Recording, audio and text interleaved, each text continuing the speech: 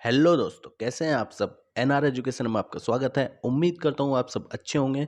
तो हमने साइंस के एमसीक्यूज ब्रेकडाउन सीरीज स्टार्ट की हुई है, तो शुरू करते हैं आज के एमसीक्यूज का ब्रेकडाउन।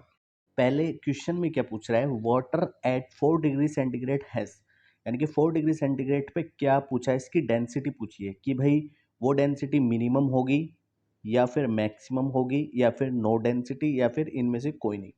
तो देखो वाटर की 4 डिग्री सेंटीग्रेड पे डेंसिटी जो होती है वो मैक्सिमम होती है। ठीक है, अब इसको है ना समझते हैं, इसका पूरा लॉजिक समझते हैं कि 4 डिग्री सेंटीग्रेड पे ही मैक्सिमम डेंसिटी क्यों होती है।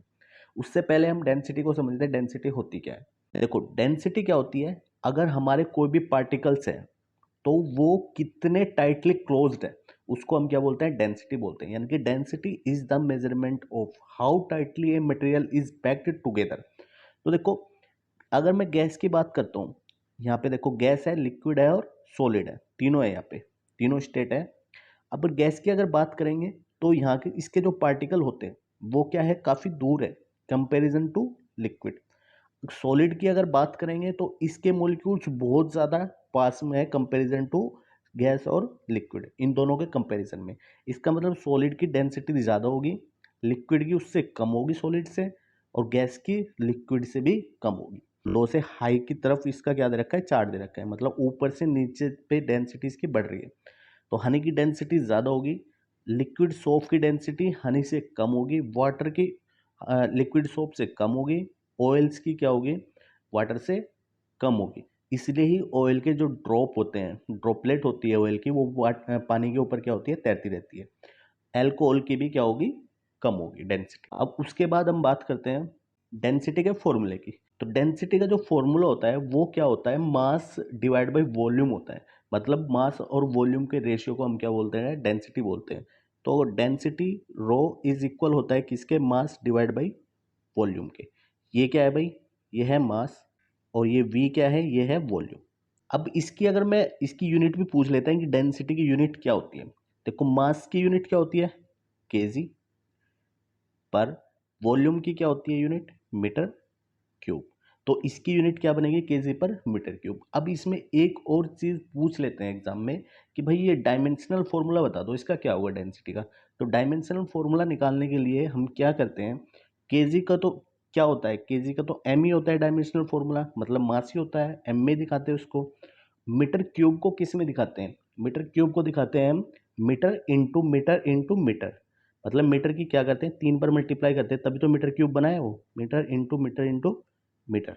तो क्या बन जाएगा, मीटर का क्या होता है, एल होता है डायमेंशनल में, तो एल की क्या हो जाएगी, क्यूब हो जाएगी, तो एल की क्यूब। तो इसका मतलब इसकी डायमेंशनल यूनिट जो आएगी वो क्या आएगी, एम एल माइनस 3। तो भाई ये भी पूछ ली जाती है एग्जाम में। अब देखते हैं कौन से फैक्टर है जो डेंसिटी को इफेक्ट करते हैं। ठीक है, ये भी एग्जाम में पूछे जाते हैं कि कौन कौन से फैक्टर होते हैं जो डेंसिटी को अफेक्ट करते हैं। इसके सीधे सीधे एमसीक्यूज आएंगे बस कि भाई डेंसिटी किस किस पे डिपेंड करती है। तो सबसे पहले हम बात करते हैं टेम्परेचर की। तो अगर टेम्परेचर की देखते हैं तो देखेंगे कैसे इफेक्ट पड़ता है। डेंसिटी क्या होती है, rho is equal mass divide by volume, ये हम अभी देख चुके हैं। देखो change in temperature causes a change in the density of a substance. तो अगर हम टेम्परेचर को चेंज करेंगे तो उसकी डेंसिटी भी क्या होगी। उसके बाद है चेंज ऑफ स्टेट, अगर स्टेट भी चेंज होगी तो उससे भी क्या होगा, डेंसिटी में चेंज आएगा। ठीक है, क्योंकि टेम्परेचर से ही क्या होती है, स्टेट भी चेंज होती है। उसके बाद होता है सैलिनिटी। सैलिनिटी को भी देखते हैं। सैलिनिटी क्या होती है, साल्ट का मिक्सचर होता है। मतलब साल्ट अगर हम किसी में डिजोल्व कर रहे हैं, किसी भी चीज़ में मिला रहे हैं तो उसको सैलिनिटी बोलते हैं। तो इसको अगर फ्रेश वाटर में मिलाएंगे तो फ्रेश वाटर में मिलाने से क्या होगा, उसका मास क्या होगा, बढ़ेगा। तो मास बढ़ गया ना, क्योंकि वाटर में क्या मिला रहे हैं हम, सॉल्ट मिला रहे हैं, वाटर में सॉल्ट मिला रहे हैं, तो वाटर में सॉल्ट मिलाएंगे तो उसका मास क्या होगा, बढ़ेगा, मतलब उसका द्रव्यमान बढ़ गया। उसका द्रव्यमान बढ़ेगा तो इसका मतलब डेंसिटी भी उसकी क्या होगी, इंक्रीज करेगी। अब देखते हैं इसका रीजन होता क्या है, मतलब जो मेन रीजन है इसका वो क्या है, उसको देखते हैं कि भाई 4 डिग्री सेंटीग्रेड पे ही उसकी डेंसिटी ज़्यादा क्यों होती है। देखो यहाँ पे क्या है, एक है आइस, यहाँ पे आइस है, एक है वार्म वाटर और एक है कोल्ड वाटर। ठीक है, आइस में क्या होते हैं, जो वाटर के मॉलिक्यूल्स होते हैं कौन कौन से होते हैं, एक हाइड्रोजन होता है, एक ऑक्सीजन होता है वाटर के मॉलिक्यूल में। ठीक है, तो इसमें जो हाइड्रोजन बॉन्ड होता है वो ब्रेक होता है जब इसको 4 डिग्री सेंटीग्रेड पे क्या करते हैं, गर्म करते हैं। जब इसको 4 डिग्री सेंटीग्रेड पे ले जाते हैं तो वो क्या होते हैं, जो हाइड्रोजन के बॉन्ड होते हैं वे क्या होते हैं, ब्रेक होने से वे आपस में क्या होता है, क्लोज आ जाते हैं थोड़ा। ये मॉलिक्यूल्स क्या होते हैं, आपस में क्लोज आ जाते हैं। तो क्लोज आएंगे तो उससे क्या होगा, उसका वॉल्यूम क्या करेगा, डिक्रीज करेगा। अब देखते हैं डेंसिटी क्या होती है, मास डिवाइड बाई वॉल्यूम। भाई जब इसके इस वाले वार्म वाटर में क्या हुआ, मॉलिक्यूल्स क्लोज आए तो उसका वॉल्यूम क्या हुआ, कम हुआ। जब ये वॉल्यूम क्या होगा, कम हुआ, तो डेंसिटी क्या होगी उसकी, बढ़ जाएगी। ठीक है, ये केवल 4 डिग्री सेंटीग्रेड पे होता है। 4 डिग्री सेंटीग्रेड से ऊपर अगर हम उसका टेम्परेचर ले जाएंगे तो वे मॉलिक्यूल्स में क्या होते हैं, वार्म वाटर में उसके मॉलिक्यूल्स में आ जाती है एनर्जी, जिससे में क्या होता है, इधर उधर भागना स्टार्ट कर देते हैं। ठीक है, तो उसके मॉलिक्यूल्स में क्या आ जाती है, काइनेटिक एनर्जी आ जाती है। काइनेटिक एनर्जी आएगी तो उसका वॉल्यूम क्या होगा, फिर से बढ़ना स्टार्ट करेगा। तो जब उसका वॉल्यूम बढ़ जाएगा, मतलब ये वॉल्यूम बढ़ेगा, तो उसकी डेंसिटी क्या होगी, फिर से डिक्रीज होना स्टार्ट हो जाती है। ठीक है, तो मेन रीज़न उसका यही है कि जो हाइड्रोजन बॉन्ड होते हैं उनका ब्रेक होता है। वे ब्रेक होने से आपस में क्या हो जाता है, थोड़ा क्लोज आ जाते हैं। क्लोज होने से वॉल्यूम कम होगा तो उसकी डेंसिटी क्या होगी, बढ़ जाएगी। इसलिए 4 डिग्री सेंटीग्रेड पे क्या होता है, वाटर की डेंसिटी मैक्सिमम होती है। अब देखते हैं 4 डिग्री सेंटीग्रेड पे डेंसिटी होती कितनी है। ठीक है, हमने डेंसिटी समझ ली है, डेंसिटी 4 डिग्री सेंटीग्रेड पे मैक्सिमम कैसे होती है वो समझ लिया है। अब कितनी होती है उसको देखते हैं। तो 4 डिग्री सेंटीग्रेड पे जो डेंसिटी होती है वो कितनी होती है, 1000। ठीक है, क्या, केजी पर मीटर क्यूब। ये केजी पर मीटर क्यूब में है। इस क्वेश्चन में पूछ रहा है कि what is the velocity of Jio stationery satellite. जो जियो स्टेशनरी सैटेलाइट होती है उनकी वेलोसिटी कितनी होती है, तो उनकी वेलोसिटी होती है 3.07। अब ये किस में होती है, इसकी इसमें यूनिट नहीं लिखी हुई है कि क्या यूनिट होती है इसकी, तो उसकी यूनिट होती है 3.07 किलोमीटर पर सेकंड। मतलब एक सेकंड में वो 3.07 किलोमीटर के आसपास वो क्या करती है, ट्रेवल करती है। अब चलो जियो स्टेशनरी सैटेलाइट के बारे में देखते हैं थोड़ा बहुत कि इसमें होता क्या क्या है। जियो स्टेशनरी सैटेलाइट में क्या होता है, ये अर्थ के अराउंड क्या करती है, रिवॉल्व करती है, मतलब ये चक्कर काटती है अर्थ के अराउंड। और अर्थ से इनकी डिस्टेंस कितनी होती है, 35,800 किलोमीटर के आसपास इनकी अर्थ से डिस्टेंस रहती है। और ये क्या करती है, 24 घंटे में ही, जो जैसे अर्थ क्या करती है, रोटेशन करती है एक 24 आवर्स में, ऐसे ही ये भी क्या करती है, 24 आवर्स में रोटेशन करती है। तो अगर कोई सैटेलाइट पे है, ठीक है, तो उसे है ना अर्थ का मूवमेंट नहीं दिखेगा बिल्कुल भी, क्योंकि दोनों क्या की जो रिलेटिव वेलोसिटी है वो क्या है, सेम है। उसके बाद है this types of satellites appears at rest from the earth because the relative velocity of this satellites with respect to the earth is zero. इसका मतलब यही है कि दोनों की रिलेटिव वेलोसिटी क्या है, जीरो है। दोनों क्या है, सेम ही वेलोसिटी से क्या करती है, रिवॉल्व कर रही है। मतलब दोनों की वेलोसिटी क्या है, सेम है। इस वजह से हमें क्या है कि एक दूसरे के उनके मूवमेंट के बारे में पता नहीं लगेगा, उनकी वेलोसिटी के बारे में पता नहीं लगेगा कि वे चल रही है या नहीं चल रही है। स्टेशनरी सैटेलाइट में कुछ और फैक्ट भी हैं, वो भी देख लो। देखो इसकी है ना एंगुलर वेलोसिटी भी कभी कभी पूछ ली जाती है कि भाई जियो स्टेशनरी सैटेलाइट जो होते हैं उनकी एंगुलर वेलोसिटी कितनी होती है, तो उनकी होती है 7.27 गुणा 10⁻⁻⁵ रेडियन पर सेकंड। तो ये भी याद रखनी है। उसके बाद में अभी तक, मतलब जो अभी तक अप्रोक्स मई या जून तक का, तो 6718 इतनी सैटेलाइट क्या हो की है, लॉन्च की गई है। 6718 लॉन्च हो चुकी है। अब देखते हैं नेक्स्ट क्वेश्चन को। Which among the following qualities of iron ore is based upon iron content. देखो आयरन कंटेंट में देख रहा है, बता रहा है कि कौन सा इनमें बेस्ट है। तो भाई जो आयरन कंटेंट होता है वो मैग्नेटाइट में क्या होता है, ज़्यादा होता है। कितना होता है, ये होता है 72.4%। अब उससे कम किस में होता है, ये होता है हेमेटाइट में। कितना, 70%। अब उससे भी कम किस में होता है, ये होता है लिमोनाइट में। और उससे भी कम किस में होता है, सीडराइट में होता है। तो इसका मतलब ये मैग्नेटाइट क्या रहेगा, इसका आंसर रहेगा। अब देखो ये आयरन ओर का ऐसा क्वेश्चन है, इसका एक क्वेश्चन ये बहुत से एग्जामों में कहीं ना कहीं जरूर मिलता है। मतलब ये मोस्टली चांस होता है आयरन ओर के ऊपर क्वेश्चन बनने के, मतलब 1 नंबर का तो जरूर मिलता ही मिलता है। तो इसके बारे में थोड़ा और डिटेल में देखते हैं। मैग्नेटाइट क्या होता है? देखो इसको सबसे पहले तो बोलते हैं बेस्ट क्वालिटी आयरन ओर। ठीक है, जो मैग्नेटाइट होता है वो क्या होता है? बेस्ट क्वालिटी आयरन ओर है।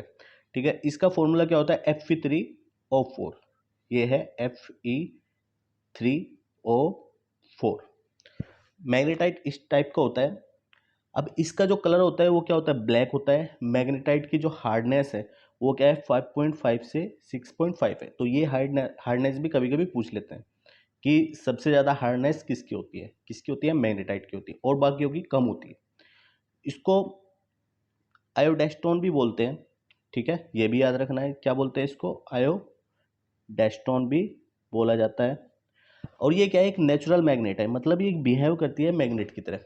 अब इसका यूज़ कहाँ पे करते हैं? स्टील मैन्युफैक्चरिंग में इसका सबसे ज़्यादा यूज़ किया जाता है, और जहाँ ये मोस्टली पाई जाती है साउदर्न एरिया में, आंध्रा, गोवा, उस साइड के एरिया में इसको क्या है? मोस्टली पाया जाता है। अब देखते हैं हेमेटाइट के बारे में कि भाई हेमेटाइट क्या है। ये है मैन और ऑफ आयरन, इसको मैन और भी बोला जाता है। इसका फॉर्मूला क्या है? Fe2O3। इसका फॉर्मूला क्या बनेगा? Fe2O3। अब इसका जो आयरन कंटेंट होता है वो क्या होता है? मैग्नेटाइट से थोड़ा कम होता है। उसका कितना था? 72। इसका कितना होता है? 70 होता है। कलर कैसा है इसका? रेड है, लाइट ग्रे है और ब्लैक है। हार्डनेस इसकी क्या है? 5.5 से 6.5 है, लेकिन मैग्नेटाइट की हार्डनेस इससे ज़्यादा होती है। मेजर कहाँ पे पाया जाता है? ऑस्ट्रेलिया, ब्राज़ील में। और इसका यूज़ कहाँ पे किया जाता है? ज्वेलरी या फिर हीलिंग स्टोन वगैरह बनाने में इसका यूज़ करते हैं। अब बात करते हैं लिमोनाइट की। लिमोनाइट क्या होता है? इसको इन्फेरियर आयरन ओर भी बोला जाता है। ये भी सीधा सीधा ऐसे ही मिलता है क्वेश्चन कि इन्फेरियर आयरन ओर कौन सा होता है। ठीक है, तो कौन सा होता है? लिमोनाइट होता है। इसका फॉर्मूला क्या होगा भाई? ये यहाँ पे गलत लिखा हुआ है इसका फॉर्मूला। इसका फॉर्मूला क्या होगा? 2Fe2O3 into 3H2O। तो ये होता है इसका लिमोनाइट का फॉर्मूला। अब इसका कलर कौन सा होता? इसका आयरन कंटेंट देखो, आयरन कंटेंट कितना होता है इसके? 59.8% के आसपास इसका आयरन कंटेंट होता है, मतलब इतना आयरन होता है इसमें। कलर क्या है इसका? येलो, विष जैसा है, टैन या फिर डार्क ब्राउन बोलते हैं, या फिर ब्लैक ग्रे में इसका कलर है। हार्डनेस इसकी कम है दोनों से। हार्डनेस कितनी है? 4 से 5.5 के आसपास है। अब बात करते हैं सीडराइट के बारे में। इसको हम क्या बोलते हैं? Carbonate of iron with no magneticity. Carbonate of iron, ये भी ध्यान रखना है। ये क्या होता है? Carbonate of iron. फॉर्मूला क्या है इसका? FeCO3, यानी कि FeCO3। अब इसका आयरन कंटेंट कितना होता है इसमें? 48.2% होता है।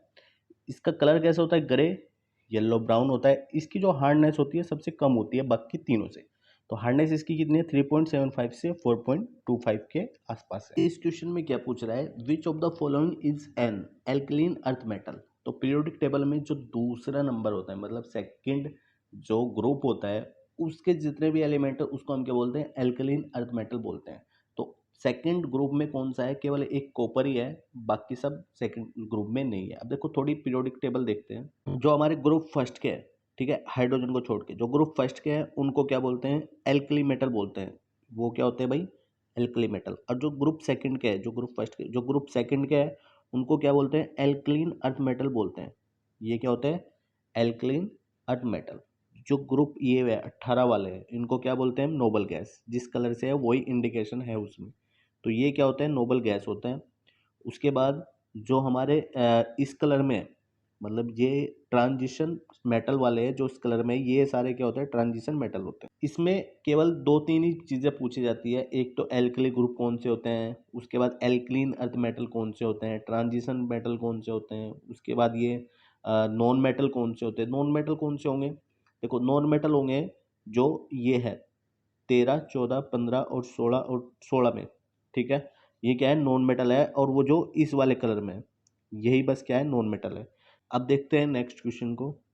देखो इसमें क्या है? Which of these instrument is used for testing the purity of milk. Milk की प्योरिटी में इनमें से कौन सा इंस्ट्रूमेंट हम यूज करते हैं? तो उसमें हम यूज करते हैं लैक्टोमीटर का। किसका यूज करते हैं? लैक्टोमीटर का। तो लैक्टोमीटर होता क्या है, कैसे वर्किंग करता है, इसको देखो। देखो इलेक्ट्रोमीटर का ये इस टाइप का क्या होता है, इंस्ट्रूमेंट होता है। इसमें अगर इसका लेवल यहाँ पे आता है तो इसका मतलब 100% वाटर है, 0% क्या है, मिल्क है। अगर यहाँ पे आता है तो 100% मिल्क है, 0% वाटर है। ठीक है, ये कौन से प्रिंसिपल पे काम करता है, आर्किमिडीज प्रिंसिपल पे। ये पूछ लिया जाता है इलेक्ट्रोमीटर किस प्रिंसिपल पे काम करता है, तो वो क्या है, आर्किमिडीज है। किस काम में आता है भाई ये इंस्ट्रूमेंट, भाई प्योरिटी में काम आता है, कि वाटर की प्योरिटी कितनी है वो देखने के लिए इस इंस्ट्रूमेंट का यूज करते हैं। अब देखो इसमें और भी इंस्ट्रूमेंट दिए हुए हैं, जैसे हाइड्रोमीटर है, गैल्वेनोमीटर है, एमीमीटर है। तो इनको देखते हैं एक एक करके। देखो हाइड्रोमीटर की अगर बात करें तो जो इसका प्रिंसिपल है वो क्या है, बॉयंसी है। ये बॉयंसी प्रिंसिपल पे क्या करता है, काम करता है। तो an instrument used for measuring density और रिलेटिव डेंसिटी ऑफ लिक्विड, मतलब डेंसिटी को दिखाता है और उसकी रिलेटिव डेंसिटी को दिखाता है लिक्विड की, तो ये कितनी है। ठीक है, उसके बाद दूसरा इंस्ट्रूमेंट गैल्वेनोमीटर की बात करते हैं। देखो गैल्वेनोमीटर क्या होता है, ये measure the intensity and direction of electric current, मतलब इलेक्ट्रिक करंट की डायरेक्शन को और उसकी इंटेंसिटी को भी क्या करता है, ये मेजर करता है। It works on the principle of torque acting on A current carrying coil inside a magnetic field. तो भाई ये इस वाले प्रिंसिपल पे क्या करता है, काम करता है, और ये केवल डीसी सर्किट के लिए ही है। ठीक है, एसी सर्किट में ये क्या होता है, काम नहीं करता है। अब बात करते हैं एमीटर की। एमीटर क्या होता है, ये क्या करता है, करंट को मेजर करता है किसी भी सर्किट में। ठीक है, ये हमेशा कैसे कनेक्टेड होता है, सीरीज में। ये ये पूछा जाता है एग्जाम में कि जो एमीटर होता है वो कैसे कनेक्टेड होता है, सीरीज में कनेक्टेड होता है। ठीक है, अब इससे डीसी हो या एसी हो, किसी भी कंडीशन में हम क्या कर सकते हैं, करंट को मेजर कर सकते हैं। अब इस क्वेश्चन को आपको क्या करना है, कमेंट करना है कि इनमें से कौन सा कार्बन का एलोट्रोप्स नहीं है, या फिर वो डायमंड नहीं है, या फिर ग्रेफाइट नहीं है, या फुलेरिन नहीं है, या फिर इनमें से भी कोई नहीं है। तो आपको इसका कमेंट करके बताना है। आई होप आपको इस वीडियो से बहुत कुछ सीखने को मिला हुआ। तो मिलते हैं फिर नेक्स्ट वीडियो में, तब तक के लिए जय हिंद।